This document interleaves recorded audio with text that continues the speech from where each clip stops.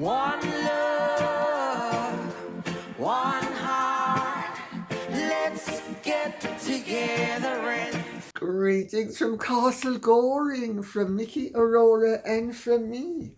Well, before doing anything, I need to thank whoever that wonderful person is who sent me those lovely flowers with this message, all anonymous. Thank you for your time and energy, providing us with the truth on your YouTube show. Thank you so much. Well, I'm celebrating that, and I'm celebrating my homecoming. And the theme of today's program is going to be going home. Home, sweet home. Because I was in New York on Saturday for an absolutely wonderful event that I'm going to get them to post, and this time I will remember for them to post the details. It was a wonderful fundraising event at Cirpiani, 42nd and Lex, by the Issa Foundation, which is one of the leading charitable foundations in Jamaica. The Issas are old friends of mine. Some of them I'm very distantly related to, which we won't even go into because their grandmother and my grandfather were fairly distant cousins. But they own many of the hotels in Jamaica, and they are a wonderful family, very civic-minded. And they had this marvelous fundraising event at Cirpiani. The patron of the Issa Foundation is Lady Allen, who is the wife of the Governor General of Jamaica. And she opened the event, and she was followed by Juliet Holness, who is the wife of the Prime Minister as well as the Speaker of the House of Representatives and an MP for St. Andrew East Rural in Jamaica. So it was a wonderful evening with marvelous entertainment afterwards. One of the Americans said to me when everybody was on the dance floor afterwards, they said, all Jamaicans have rhythm, even white Jamaicans. Which was very funny. I had the pleasure of sitting beside a Booker Prize winner on one side, and on the other side, a childhood friend of mine. But these will show up in the photographs, okay?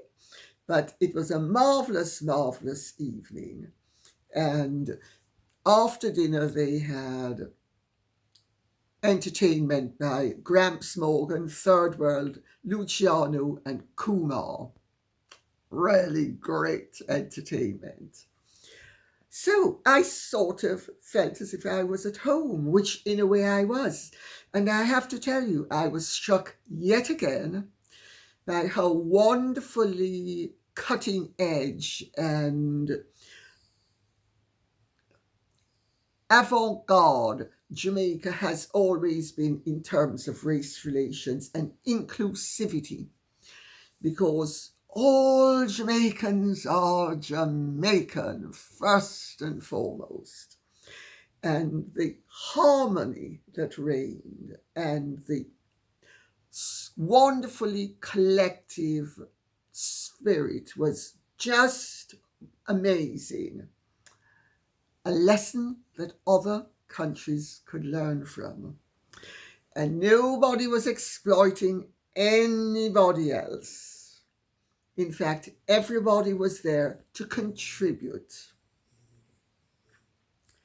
goes to show when you have cooperation and harmony in a society that magical things can happen.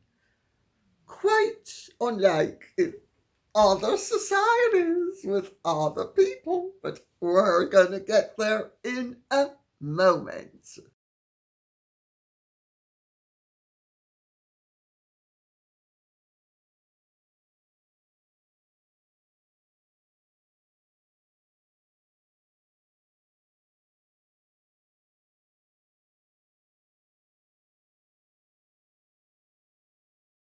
Better lease on life.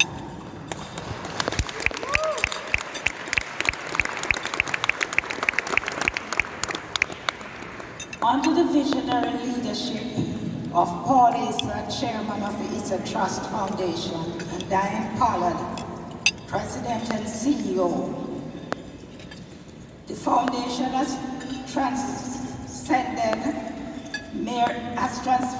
has gone bigger than just being a charitable organization.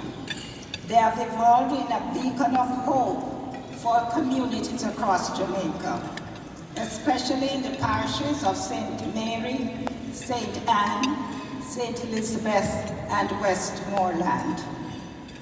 Now, we have been to schools, churches, clinics to do screening, health screening, and optical care, where children who could not see the chalkboard or read their text properly are now able to read and are doing much better in schools. All Jamaican people, distinguished ladies and gentlemen, friends of Jamaica, nothing brings me more joy than the things I do for the future. The things I do for investing in the health and wellness of our most vulnerable, yet our most valuable, our children.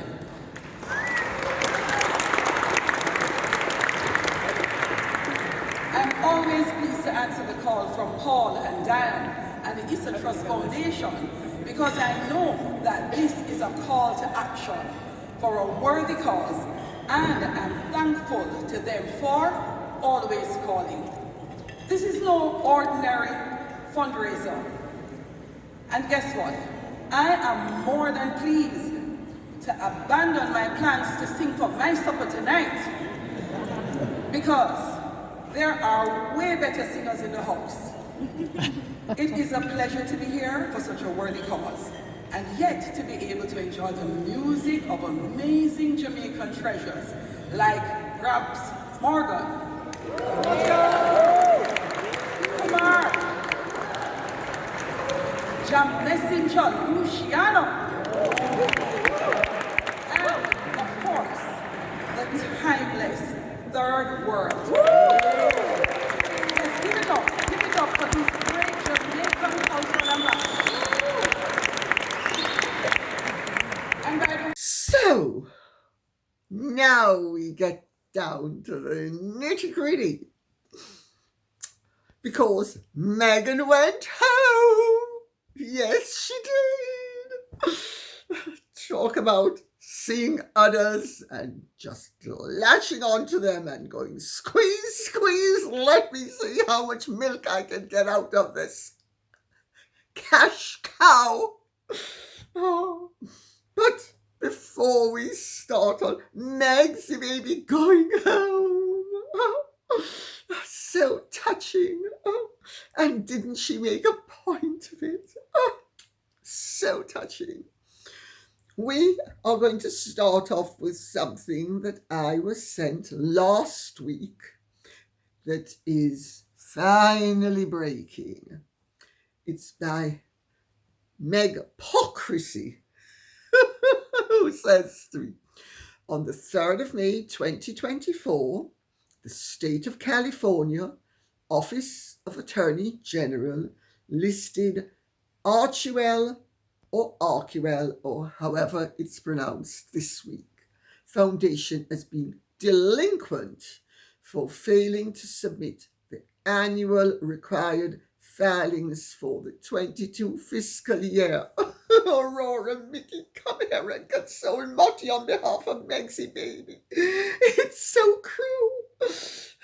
The American State of California Office of the Attorney General is racist. It's racist. It's going after Megsie baby. It's so racist.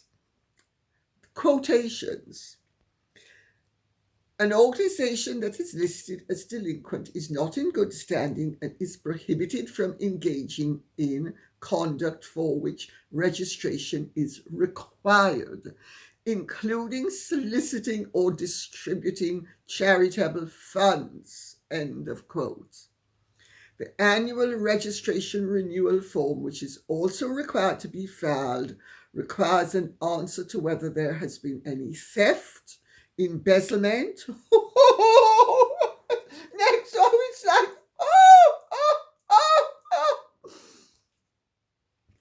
diversion or misuse of the organization's charitable property or funds.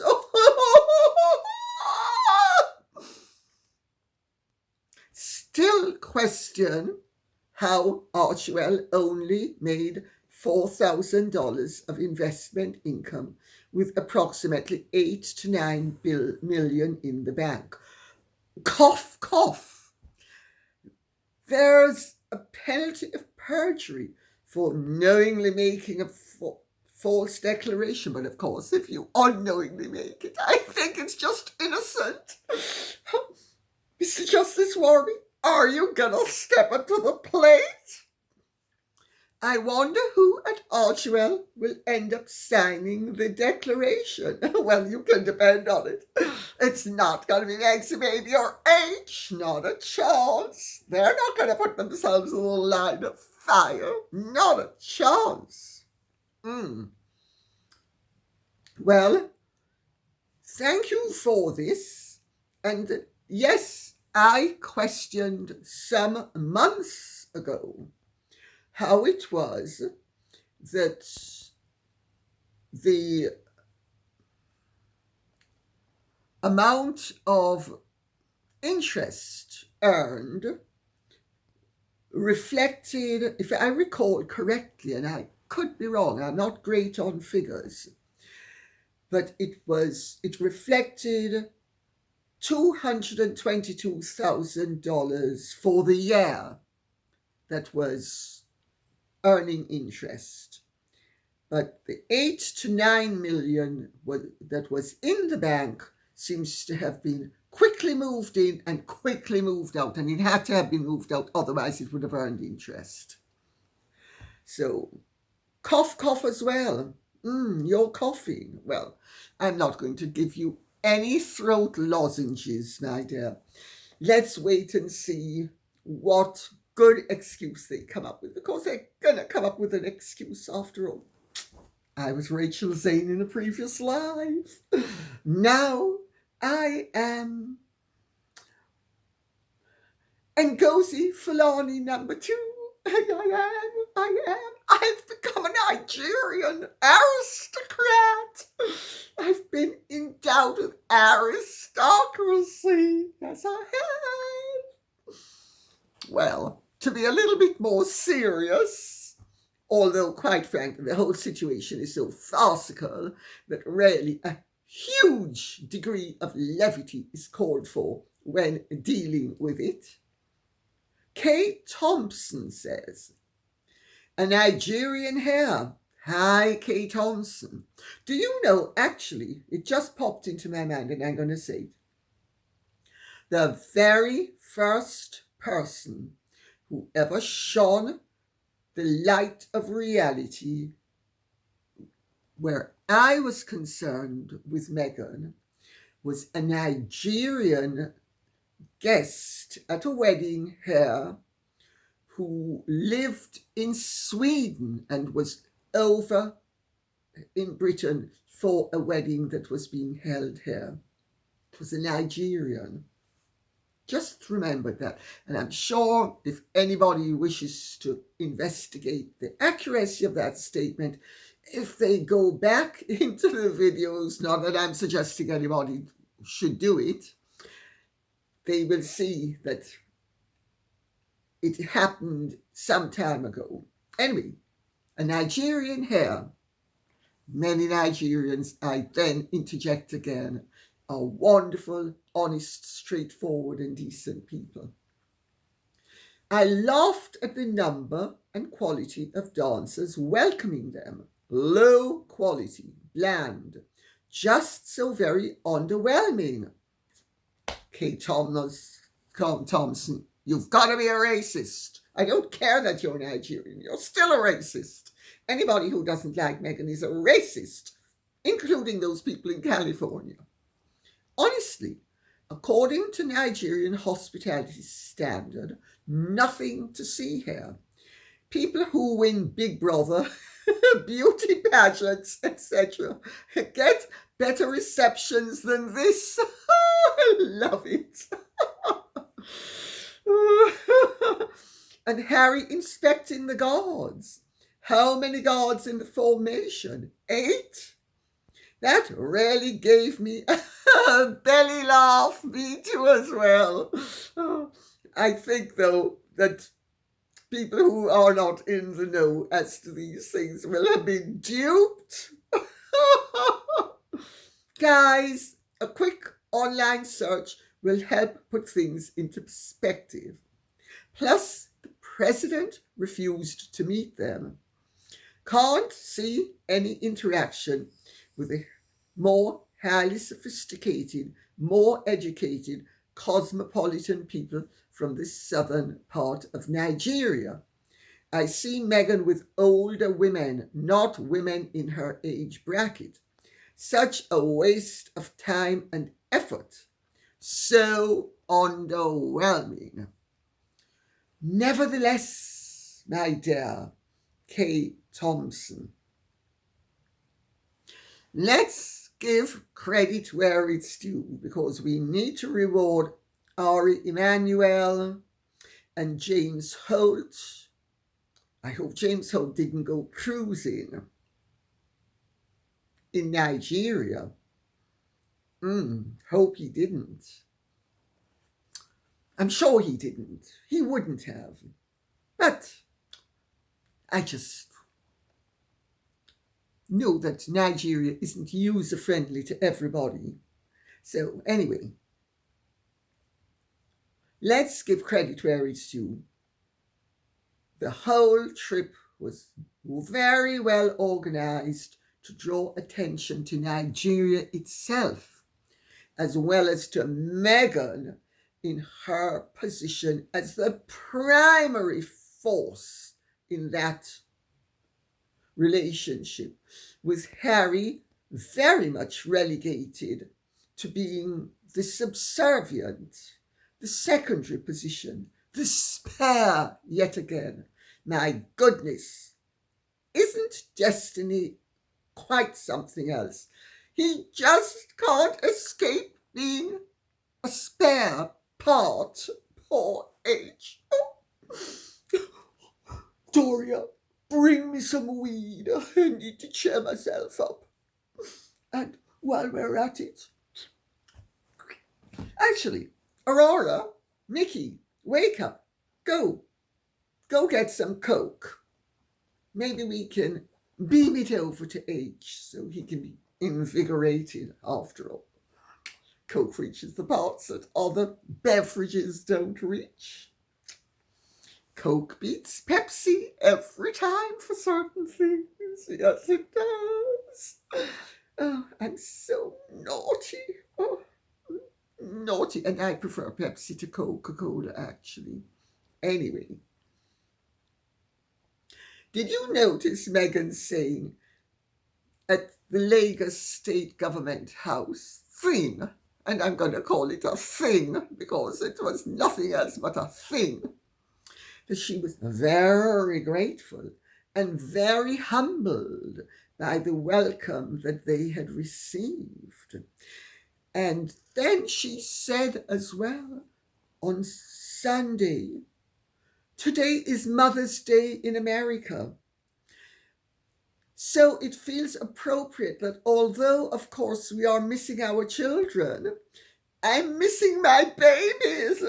One tear left eye. It feels very appropriate.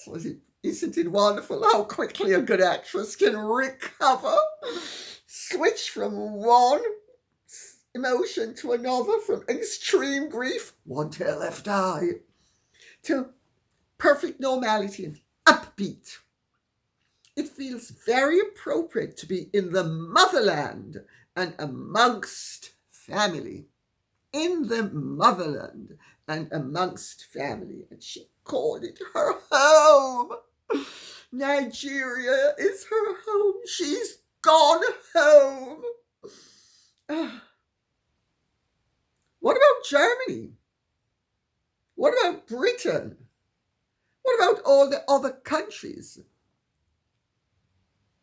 She's at least 50% Caucasian. At least. What about all those white countries? They're not motherlands. England is not a motherland, never was to anybody. Although I remember when I was a child, all Jamaicans, white, brown, black, yellow, pink and green, all referred to England as their motherland. In fact, they called it the mother country. But let's not quibble over that. So she was back home. Well, it's great publicity for Nigeria. Nigeria's got far more positive press and attention in the last few days than it has got in maybe the last decade. Archewell, you're earning your money where the Nigerians are concerned. Well done. James Holt, glad to see that you are so restrained and that you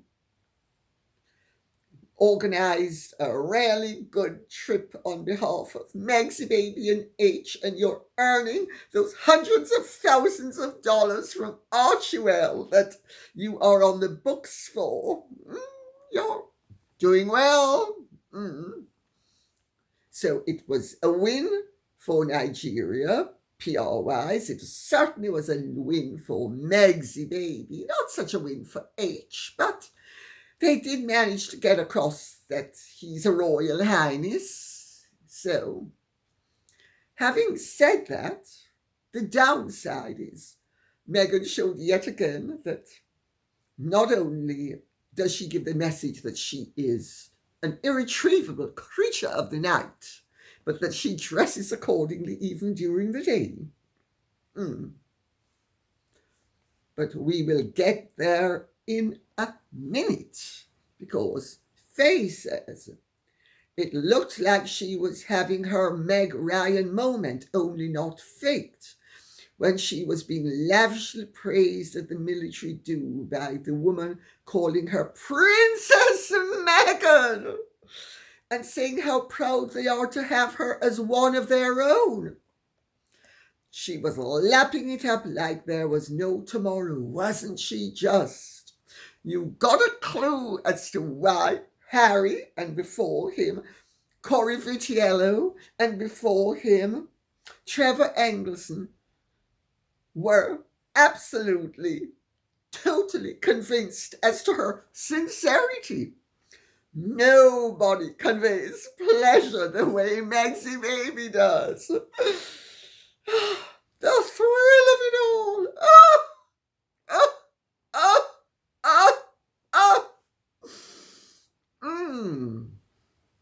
Yes, she was indulging in her moment of ecstasy, elated by the attention she was getting, knowing it was going to be reported with the superficiality that it has been. And therefore, there wasn't going to be too much examination. And therefore, any downside could be ignored and the whole thing could be marked up as a huge success, the way the Australian tour was. And of course, there was James Holt beaming delightedly, so happy to be in attendance. I mean, such gaiety was truly remarkable. Cole Porter would have been absolutely transfixed. Well, the whole object of the exercise, I have been told, has been it's a PR exercise for Nigeria, and they are hoping Ari Emanuel and Megsy Baby's advisors are hoping that on the back of that, they will be able to rebrand her as a royal success, not a royal pain. Evidently, the tour was organized on the back of a casual comment from the Nigerian military minister in Dusseldorf. And, you know, Nigeria has a reputation for being extremely resourceful. People who are negative about it all would say that they have the art of the grift. I'm not being unkind, because those who are honest are still very resourceful. Goodness gracious me, he saw an opportunity and didn't they take it?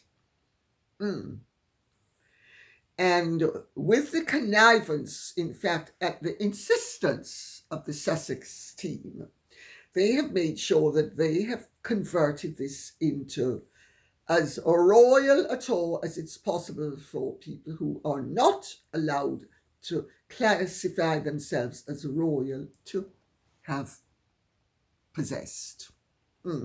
Interesting, no? Jazz Portia says, there wasn't one article or press release mentioning the Invictus Games veterans? Well, Jazz Portia, don't be so picky. Honestly, are you a racist? I mean, you've got to be a racist. And I don't care whether you're white, brown, or black. You're a racist. How could you make such a picky comment? Oh, there was actually, I've trawled through all of the clippings and the everything, and I have managed to come up with one clip of a rather nice gentleman in a red shirt who lost both his arms. And then there was also one clip of a young boy in a wheelchair. Oh, sorry. I don't think Nigeria has a child's army. So, that can't have been a veteran. No. But the man, he looked like a nice man, by the way, so I'm not mocking him. And it is a terrible thing to lose both your arms. But he wasn't in uniform. There was no indication that he was actually a veteran. So, are they just rolling in handicapped people for the visuals?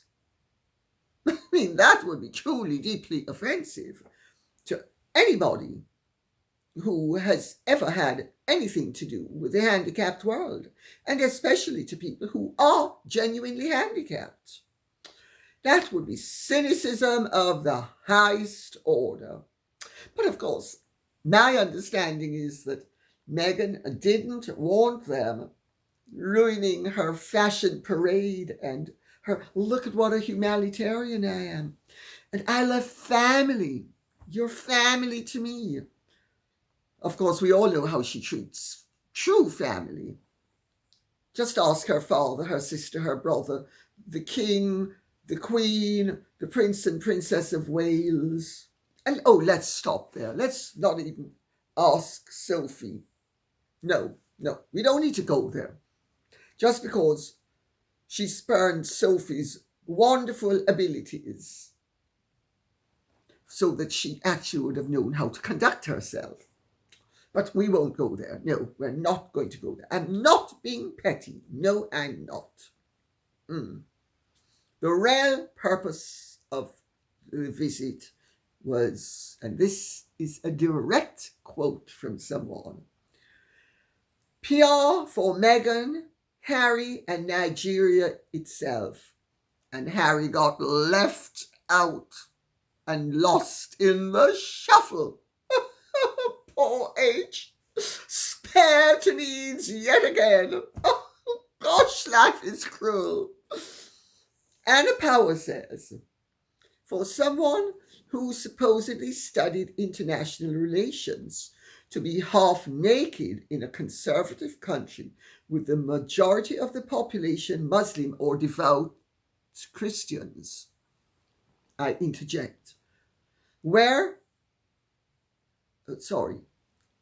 population Muslim is not only ignorant but extremely offensive, and hugging men?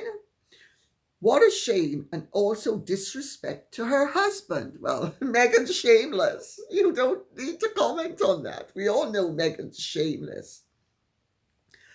The woman is so crass and vulgar, and so tasteless, and so delusional, it is beyond belief. You know, my understanding is that behind the scenes, people were deeply offended. They found her deportment was the word that was used, deeply offensive. Notwithstanding the press reports in the West, in Nigeria itself, her deportment was roundly condemned as, and I'm now going to quote, crass, exhibitionistic, and disrespectful. Well, but as in Jamaica, where people at Carib Theatre and Devon House were rarely offensive to and about her, and anything that was conveyed privately was water off a duck's back and has been ignored by the press, who have been reporting a howling success, notwithstanding the fact that more than one person has commented that if Meghan had not been a visitor where people had to treat her with respect, they would have wanted to pick up stones, quote unquote. I won't go beyond that. Mary Ann Klein says, greetings, Lady C from Breton, France. Please, can you do an analysis of the Duchess of Sussex's Nigerian wardrobe? I found each outfit dreadful. Nothing fitted. You're a racist. And Mary Ann Klein, you are a racist. Since when did a dress have to be the same length as the person who was wearing it? 5'6" and the dress is 5'10". Well, it's Meg's baby. It's a form of fitting. Well, maybe they left growing space for the next baby. Anyway, I found each outfit dreadful. Nothing fitted, too much skin, and in desperate need of an iron. Does she not have a dresser? I see her personal photographer wore his camera out on snapping her. Many thanks. Well, I'm going to read out what Jen Sal says, and then I'm going to address this issue. Nigerian women blasted Meghan on a talk show as disrespectful and not behaving with any manners or respect for elders, family, and in-laws as a true Nigerian woman would. I'm glad Nigerians are speaking about her disrespectful behavior. That's publicly. Privately, it's even worse. But some of the things, as happened in Jamaica, I'm not able to repeat. Because if I repeated them, I would find myself in deep legal trouble. That is the length and breadth of the reaction that Meghan actually triggers where people are concerned.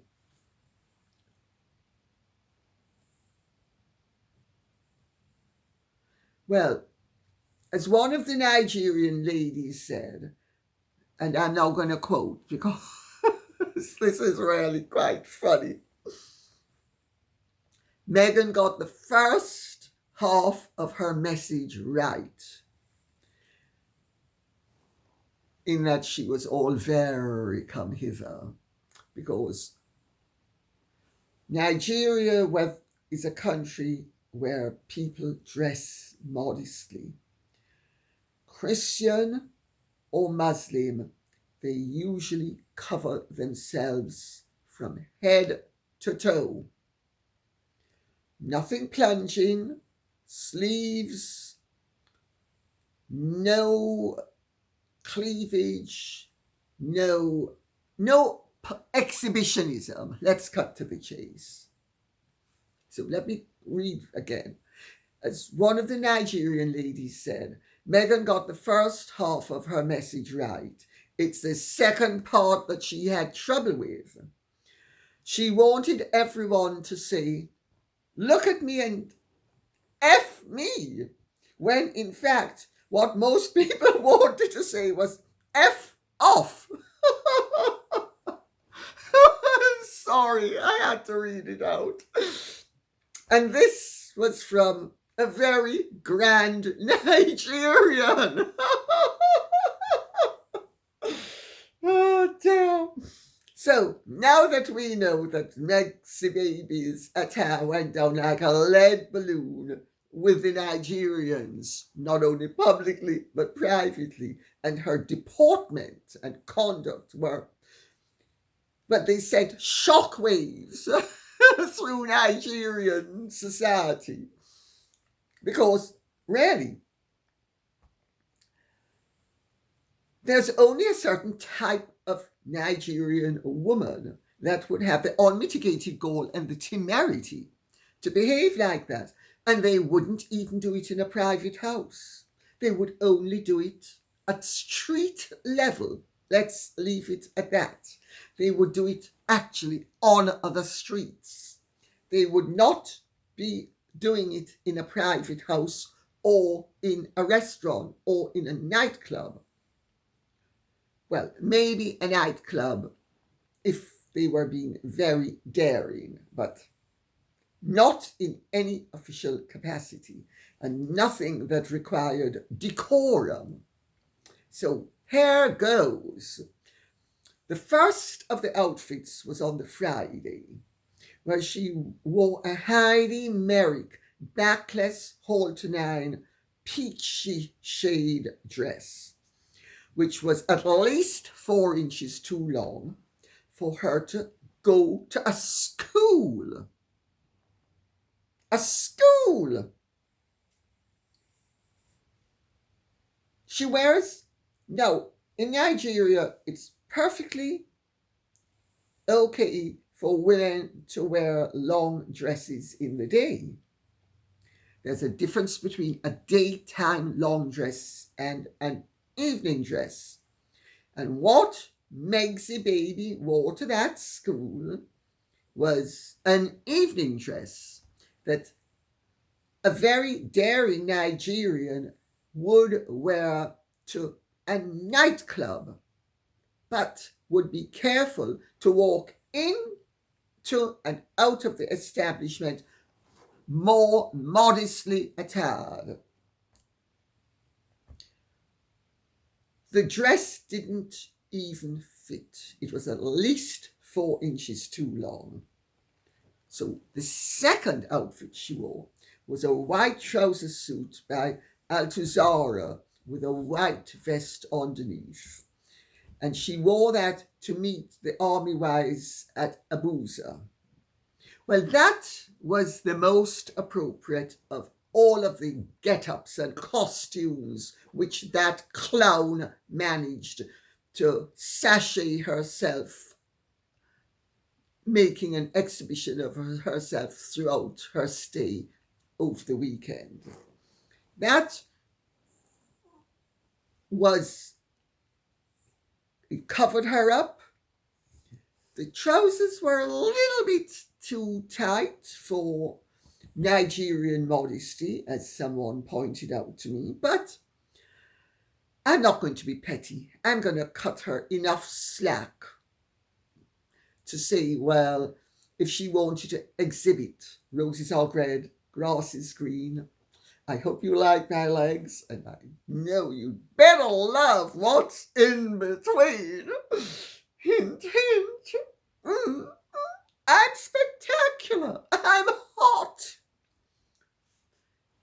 That was the most refined of the occasions upon which she gave that message.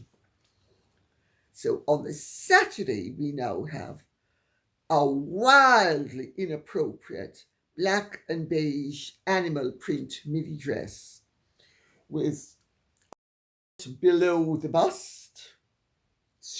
It's not strapless, it's almost strapless, but it has two straps. It was actually a nice outfit for the beach. It was certainly a nice outfit to wear to Round Hill in Jamaica if you are even her age, to wear to lunch, but to wear on an official visit when it's also slit practically up to the diving board from which Archie will have exited to take his dive down to below her knees, because he had to exit from somewhere. So, that again is drawing attention to a selling point of desirability. Oh, I'm so hot. Everybody needs to know. And just in case you haven't figured it out, let me give the message in more ways than one. Wildly inappropriate. Absolutely, unbelievably inappropriate. In a country where everybody covers up. So she's been backless yesterday. Today she is arms showing, bust being drawn attention to, cut out below the bust. Archie's diving board also being drawn attention to with the slash. And did you check out those eyebrows? It's a wonder that Amit Scabies hasn't filed a police report demanding the return of his eyebrows. Well, that animal outfit print was by Joanna Ortiz. Very inappropriate. But it wasn't the only inappropriate thing, because Meg's baby has to show everybody that she's desirable, that she's got flesh, as if she's the only person on earth who has flesh, and she's got to exhibit it. Oh, actually, hang on a second. Maybe I'm being unkind. Maybe Meg's baby has a purpose. It just struck me. She could have a purpose.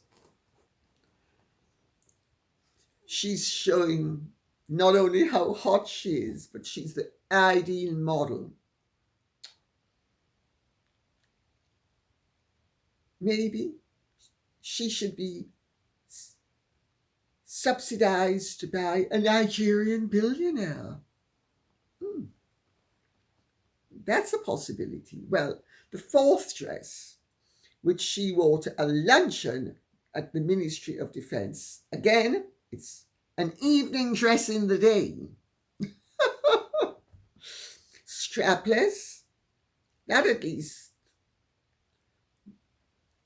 was not too long, but it looked as if it could have done with a proper pressing.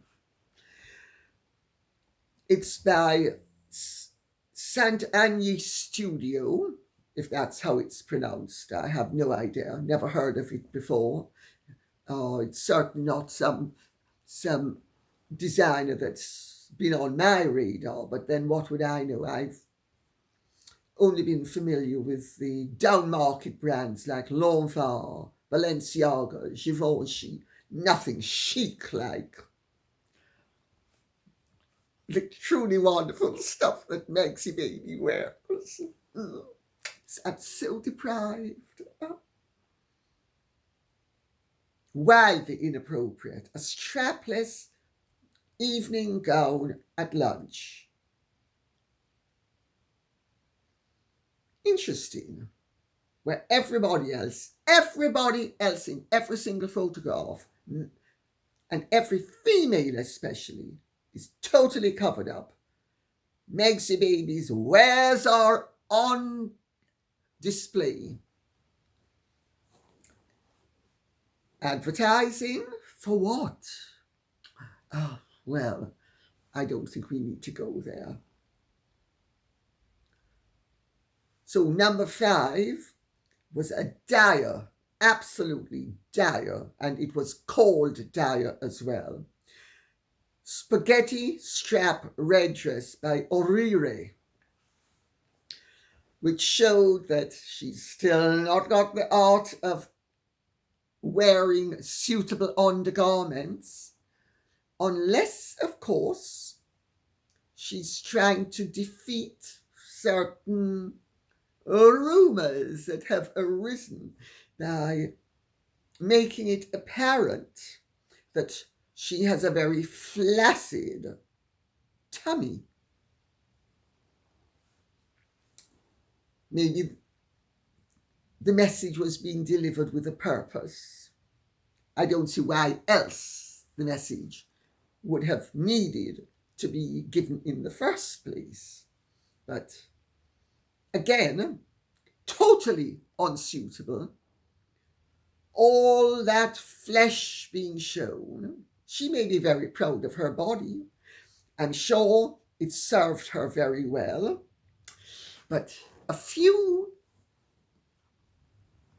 less glimpses of it in this situation would have served her far better.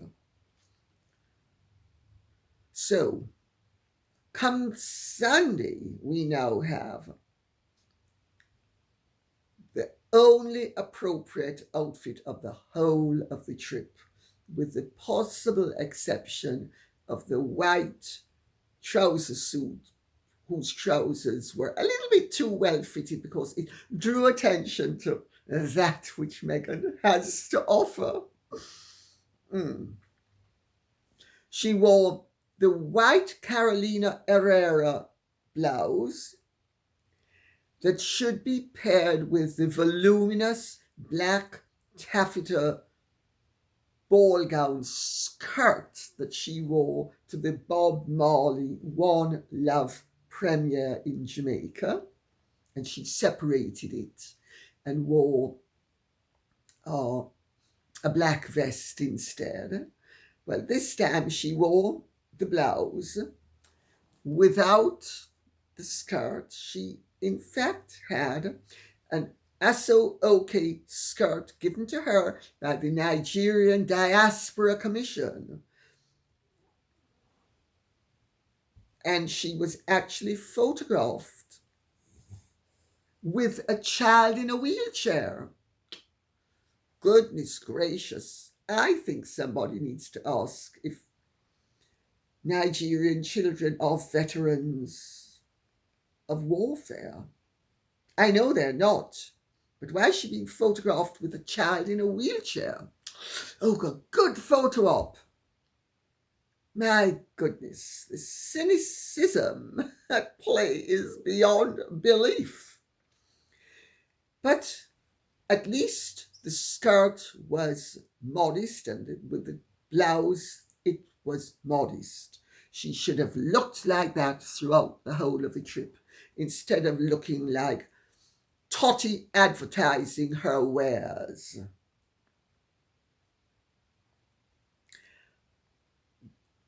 So it ended the final outfit, because remember, Megs is the star. They go for the Invictus Games, nothing to do with the veterans, a little bit to do with the military. And remember, Nigeria has a rich history of military dictatorships. Oh dear, oh dear. Should that be a message that a lawfully elected government is giving? Or maybe the military is giving the government a message. You better play ball, otherwise we're going to just show you who's boss. Well, sorry. I'd made a mistake. There was a seventh garment. She wore on the last day, she wore a yellow Carolina Herrera evening dress. Again, in the day. Meg's the baby. Just does as she pleases. Unbelievably crass and tasteless. But it's a beautiful dress, and it was well fitted. And she wore it for her investiture as Adamazi, daughter of an aristocrat. 3 kings were dragged in to take part in the ceremony. And of course, the press has now run with the fiction that she has been endowed with a princely rank. No, she hasn't. She's not a princess in Nigeria. Adamazi is invested as the daughter of an aristocrat. An aristocrat isn't the same thing as a prince, although you do have princely aristocrats. But she wasn't invested as a princess. But she actually looked all right with that, except no sleeves as well. Nigerian women buy and wear, cover their bodies. They wear sleeves. But Meghan needed to show us that Ozempic has really worked. And then the final attire was the 8th and one of the worst. It's a wildly inappropriate plunging halter neckline long dress, again, evening, with a scarf, and it's by Joanna Ortiz, and she wore it for a polo match. I tell you. I think I'm going to go shopping tomorrow at Tesco. And I think I'm going to wear a ball gown and tiara, just so everybody will know that I've got class with a capital K. And we are going to end with what Grace Leiter says. Lady C, I am a huge fan of yours. I respect your opinion and knowledge. Nevertheless, the 2 royal grifters must have sold their souls to the devil, because no matter how badly they behave, they always somehow come out shining as far as the established network media. I dislike the Harkles, especially Meghan, but nothing can touch them. Hugs to you and the fur babies. Well, I hear what you're saying, and they are very good cannon fodder for the media, which needs to keep the narrative going. They provide entertainment value. They provide content which is necessary. But if you look beyond that, every time they pull a stunt, they expose themselves more and more. Now, this time, Meghan has literally exposed herself, because she has shown up in a country where both the Christians and the Muslims cover themselves from head to toe, and she has flaunted her bust, below her bust, Archie's diving board, or arrows pointing towards it, her back, her arms, her desirability as an object of horizontal desirability. She has got very, very bad comments in Nigeria as well. Some public, most private. I gather that except for the page sixes and Vanity Fairs of this world, the American media ignore her. And the British media go along with it, because also their technique is build you up today to rip you down tomorrow. And as Robert Jobson said to me in 1992 at Brasserie Saint Quentin, when I said to him, why are you always, you guys, so nice about Diana when you point blank refuse to speak the truth? He said, well, if we spoke the truth about her, people wouldn't like her so much. It's called killing the goose that laid the golden egg. But is she getting away with it? Every time she exposes herself, literally or figuratively, she loses support. Don't make the mistake that there is not a huge distinction between fame and notoriety, because there is. Meghan is not famous. She is notorious. She is infamous. And all the talk about, I'm so glad to have come home and I'm with my family. Yeah, tell that to Thomas Markle or King Charles. Do you see the point? And having wrapped this up, I then got some information from my accounting genius. And he says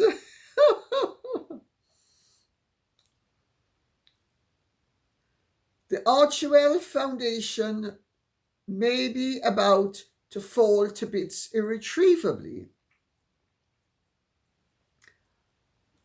He then makes one or two points which I won't go into at the moment, and says that now that they have a cease and desist for raising money, spending, etc., this will continue on till the fee is paid. Then he says, I can tell you and anybody who may ask me, if my firm had such a client, a very big if, as my firm's senior money laundering officer, I would be making a suspicious activity report to the UK's National Crime Agency on the following grounds.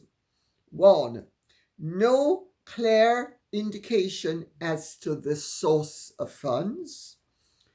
2. No charity purposes achieved for many of the expenditures. 3. Defaulting on essential matters of governance, paying for filing the right forms, for instance. he makes the point, what on earth is James A. Holt paid his $250,000 a year for? I don't want to belabor the point now. I think this is one we may revisit in the near future, but I couldn't let such a juicy morsel go by without offering it up to you for your delectation.